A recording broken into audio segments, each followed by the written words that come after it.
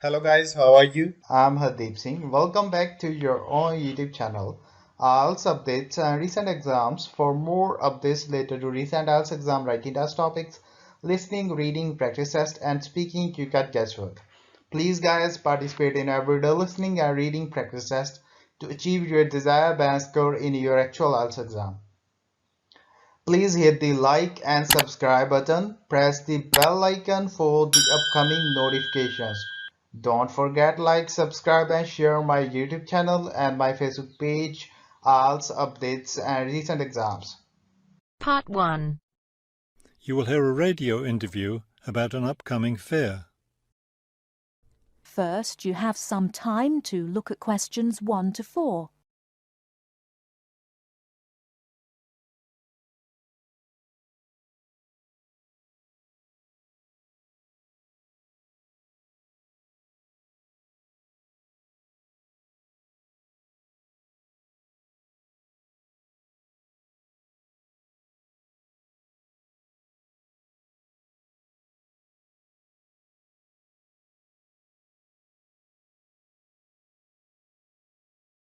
Good afternoon and welcome to City Hour, the radio show that brings you all the latest information about events in and around our city.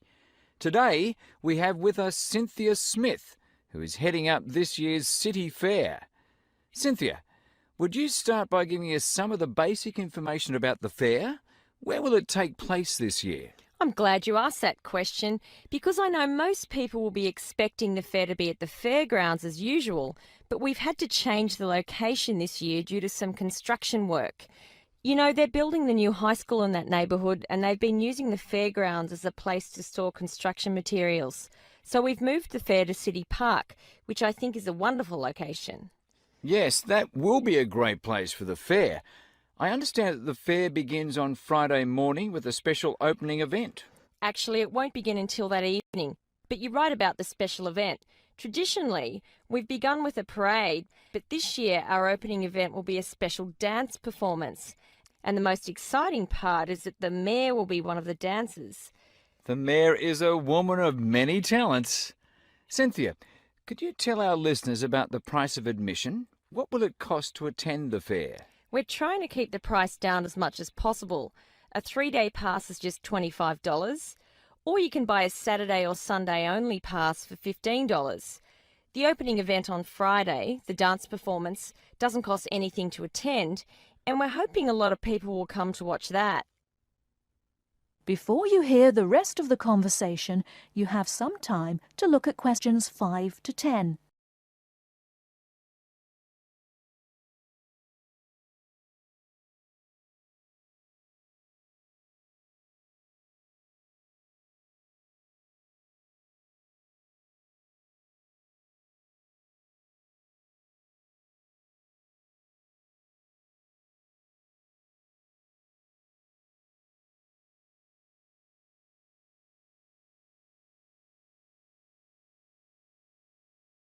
Could you tell us about some of the events planned for Saturday and Sunday, the main days of the fair? We have a lot of exciting things planned.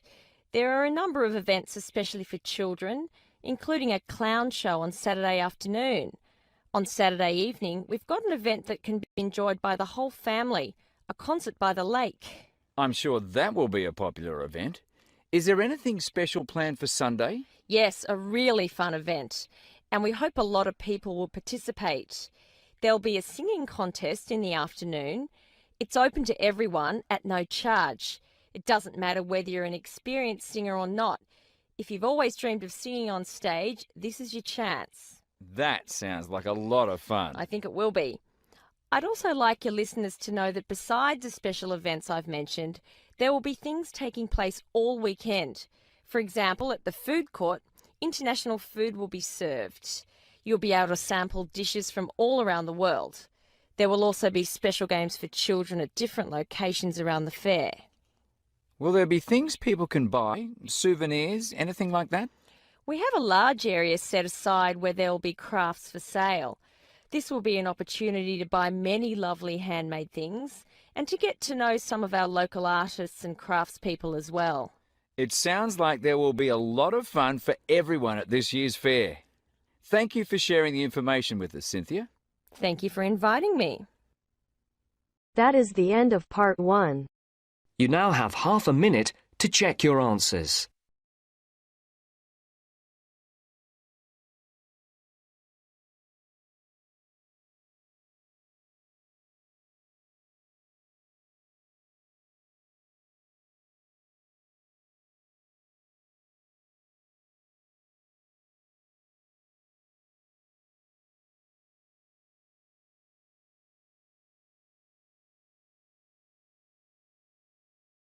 Now turns to part 2. You will hear the general manager of a golf club talking to some people who would like to become members. First, you will have time to look at questions 11 to 16.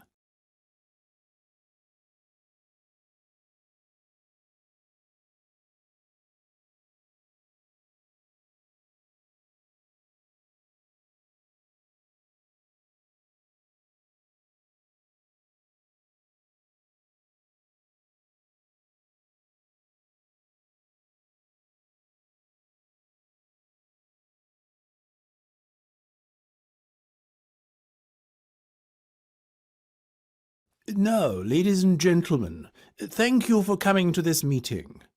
Demand for membership places has far exceeded our expectations this year, so it was decided to gather you all here together to go through the process step by step, once rather than many times with each of you individually. The first thing you need to do is not fill in the application form. This, you see, is a waste of time, unless you have found an application sponsor. Your sponsor must be an existing full member of the club. Now, once you have your sponsor, you should log on to our website and fill in and send through the membership form. You will be prompted to provide the relevant deposit at the same time as you submit your application. You may do so using any major debit or credit card. The next step is for you to attend a general meeting of the club. There are typically meetings held once a month. After the club meeting, you will then be required to wait a while in order for the club committee to examine and, if all is in order, approve your application. It may be necessary to ask you to come forward for an additional interview before approval is granted, depending on the circumstances. Now, once you have been approved, you are almost a member of the club. All you need to do then is pay the remaining balance of your membership fee. Having done this, you are officially a member of Blainrow Golf Club. However, you cannot start to play in competitions until you have acquired your handicap.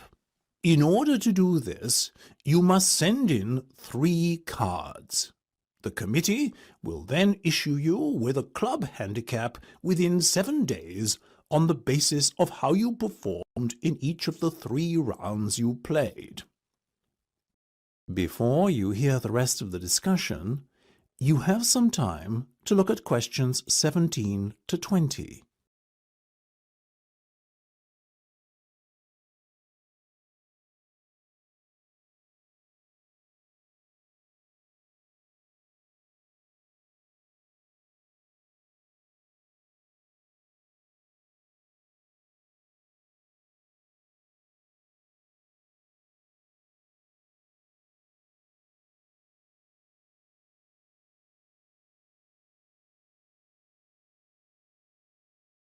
Now, I won't spend much more than a few minutes on this, but let's go through the different membership types quickly now. Remember, all the information I'm about to give you and more is available on our website. The first category is Full Ordinary Member. Basically, this is a full membership that gives you full playing rights during competitions, and for casual golf as well. It costs £10,000 to become a full member, or alternatively, 4 instalments of £2,500. Our next category is Associate. This is for a golfer who is already a member of a club but wants to join ours too, while keeping his existing club as his main club. You have the same rights as a full member, but the cost is £9,000. I must remind you that there is a limited number of memberships of this kind available. 5-day members pay £5,000 to join, and this payment can be put towards becoming a full member at a later date if you would like to upgrade your membership status. You enjoy full playing rights during casual play and can play in all weekday competitions. However, you cannot enter competitions at the weekend. Intermediate membership is open to golfers under the age of 25 and costs £1,800, as do the other remaining membership types: junior, senior, and overseas. If you are an intermediate member, you too have full playing rights for casual play. However, you can only play in competition if a full member of the club invites you to join him. Junior members are aged between 12 and 18. They enjoy restricted playing rights in casual playing time and are only allowed to play on Monday and Wednesday mornings.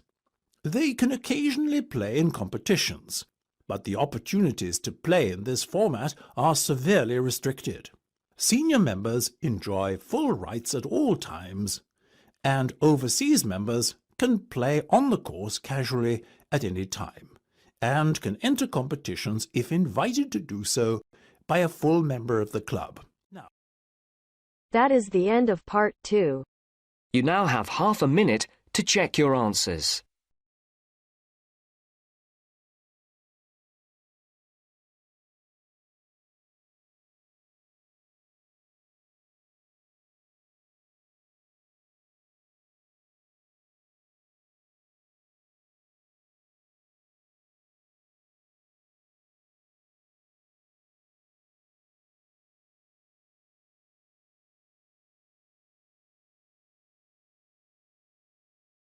Now turns to part 3.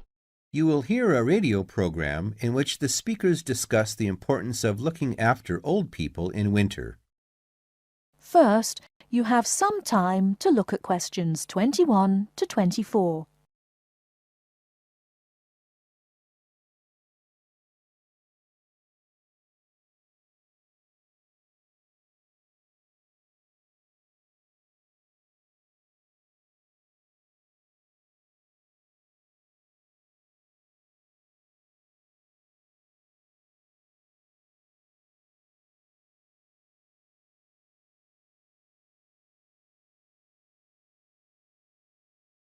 Nobody likes cold weather, but for old people it can be particularly uncomfortable and dangerous. They can become cold without even noticing it. To keep warm, they may need help from friends and neighbors like you.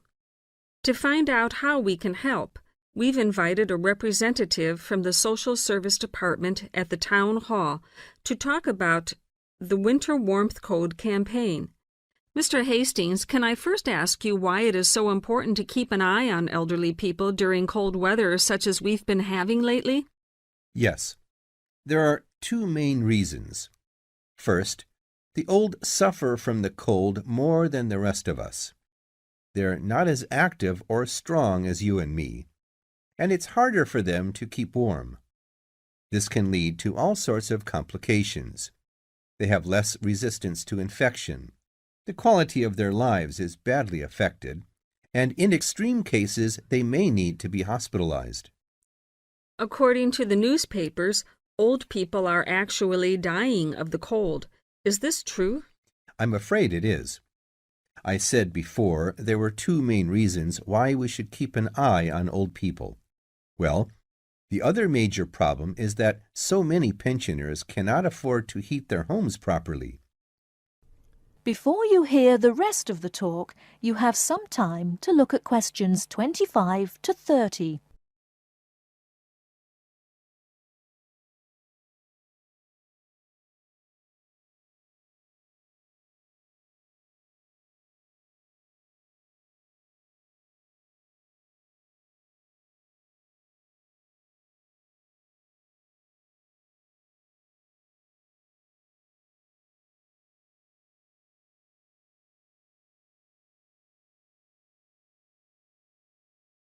They may already be living in difficult circumstances. Then, in an exceptionally cold winter such as this one, they may just not have enough money to pay for the extra heating necessary. It seems terrible that in a society such as ours, this should be happening. It is. And what the Winter Warmth Code campaign aims to do is to bring this problem to the attention not only of the government, but of everybody else in society. We all have a duty towards our old people to make sure that they do not suffer in this cold weather. So now to the practical side of things. What can we do to help? Well, we all know someone old, a relative maybe, a neighbor, someone living round the corner. We should adopt that person and make sure that we spare a few minutes every day to check that everything is okay. Make sure, even if the old person is not actually ill, that he or she is not suffering. Check when you go inside that the house or flat doesn't feel cold to you. It's a good idea to try to feel some part of their body, like their face or hands. Old people can become cold without even noticing it, you know. Okay, and if a person is too poor to afford to heat the house or flat? The best thing then is for the old person to live in one room only, and to make sure that that one room is warm. Check that the bed is on an inside wall. Move it yourself if necessary. Check the room for drafts. A lot of cold air gets into the room through old windows or badly fitting doors.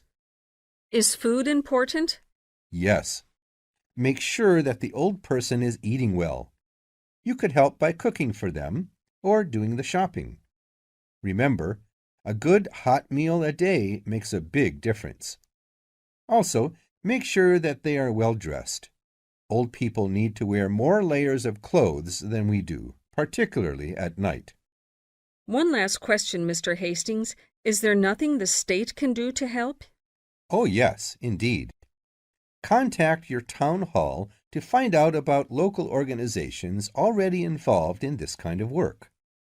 If there is a local Meals on Wheels service, for instance, you could get your adopted old person on the list. Then, of course, there are also many state benefits which an old person could be entitled to, and which he or she doesn't know about, and which therefore he or she is not claiming. An extra problem here is that it can often be complicated, and old people don't like going to Social Security offices to fill in forms and all that. You can help by finding out for them what possibilities exist for claiming a little extra money from the government, then applying for it for them. That little extra could make all the difference. Yes, indeed. Well, Mr. Hastings, thank you for coming in and talking to us today. Thank you. That is the end of part 3. You now have half a minute to check your answers.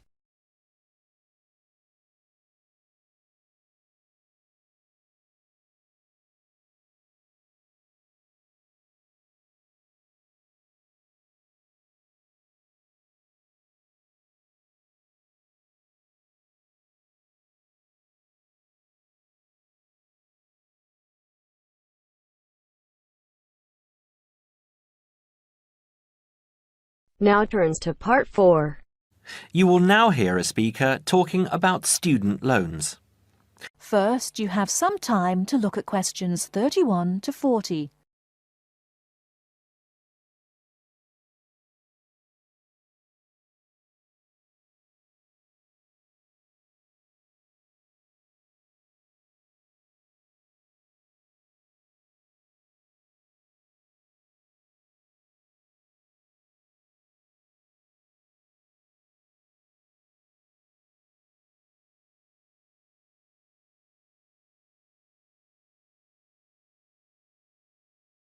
Thanks for turning up today and welcome to this short talk on student loans. What you'll hear from me today are a few starting points, which should guide you in the right direction for what is suited for you. I'm assuming that most of you have an account at a bank or building society that you can draw funds from. These funds will either be your own or through a loan you may have with the bank. You may even have a credit card you can use.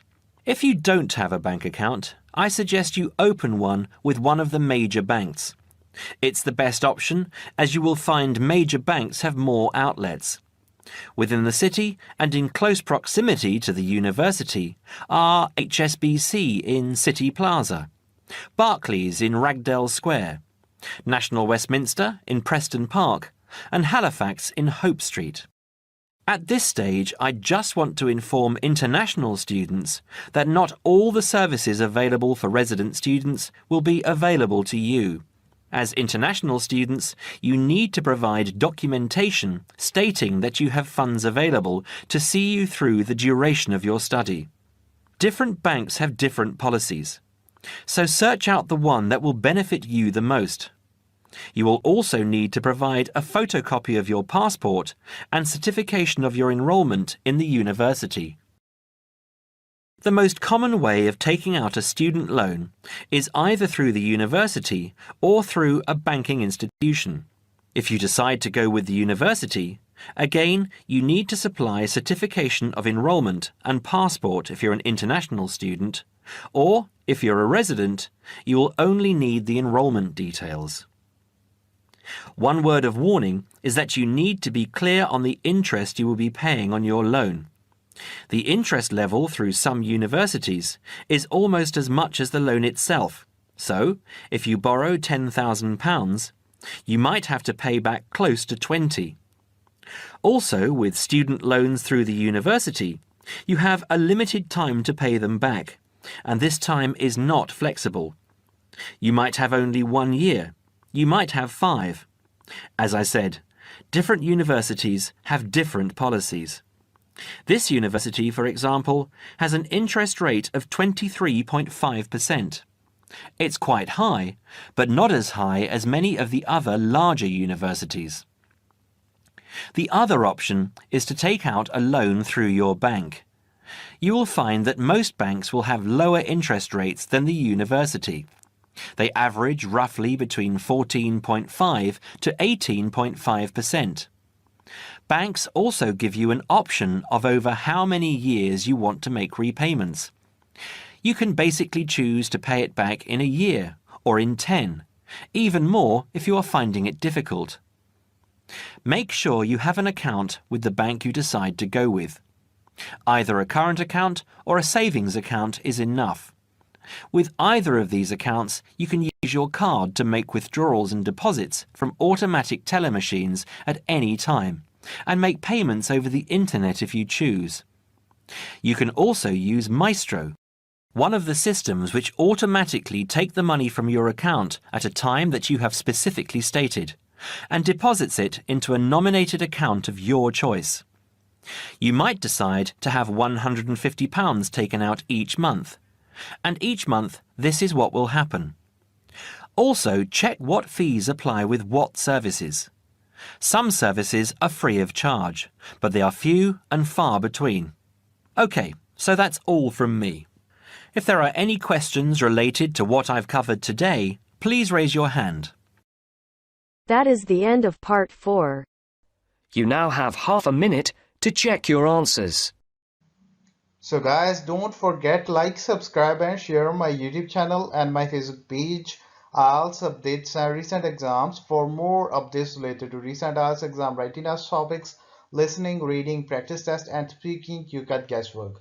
Please guys, participate in everyday new IELTS listening and reading practice tests to achieve your desired band score in your actual IELTS exam. For more IELTS material, visit my official website www.ieltsupdatesandrecentexams.com. The link is given below in the description. If you need PDF files of latest IELTS material, then please join my Telegram channel. So guys, please write your score below the comment section.